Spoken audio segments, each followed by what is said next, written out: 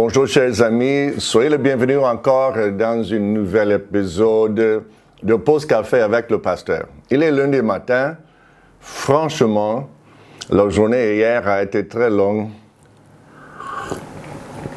J'espère que vous avez votre café devant vous, un petit morceau de pain. Ça c'est le fameux pain Gary.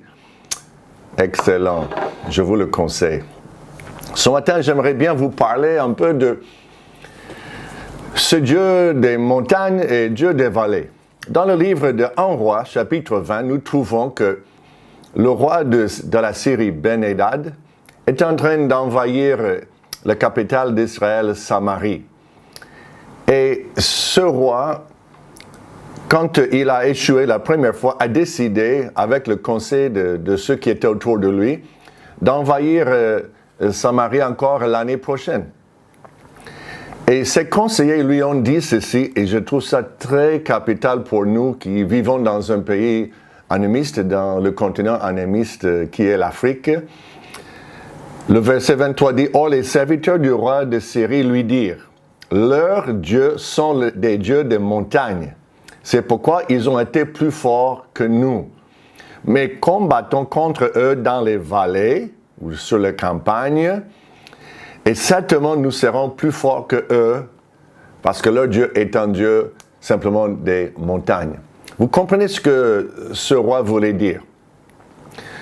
Il croit que, selon les animistes, que Dieu a un certain territoire qui lui appartient et il ne peut pas dépasser certaines frontières. Et nous le connaissons en Afrique, nous qui vivons sur la côte ouest de l'Afrique, il y a les esprits de la côte, il y a des esprits de la forêt, il y a des esprits de la savane, et ainsi de suite.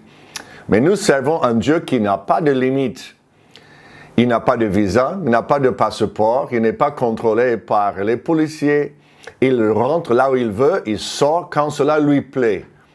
Alors, peut-être ton Dieu que tu sers est un petit Dieu qui a des limites de territoire. Je vous conseille de chercher le vrai Dieu de toute la terre. Il s'appelle Jésus-Christ, il l'a fait par sa propre main, par sa voix. Il rentre dans la forêt sans avoir peur, parce que lui-même, il a créé la forêt.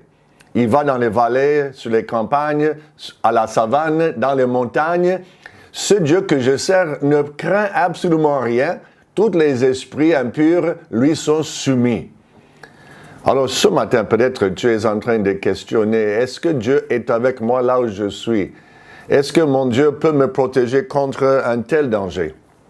Est-ce que ces esprits de ce côté peuvent me faire du mal? Je te conseille de chercher le vrai Dieu d'Israël, qui est le Dieu et des montagnes, et des vallées, et de la forêt, et de la savane. Partout où tu vas, Dieu sera avec toi si tu sers le Dieu réel, le Dieu de toute la terre. Il est lundi. Je te conseille, quand tu prends ton café, de baisser ta tête, de fermer tes yeux et dire « Seigneur Jésus-Christ, rentre en moi, fortifie-moi, purifie-moi. Je veux te servir tous les jours de ma vie. » Je ne veux pas avoir peur de qui que ce soit, les parents, les esprits mauvais, le diable lui-même, les démons, quel que soit. Parce que moi, je sers le Dieu Tout-Puissant, le Dieu de toute la terre. Je vous souhaite une bonne semaine en Jésus-Christ et bonne pause café. Que Dieu vous bénisse.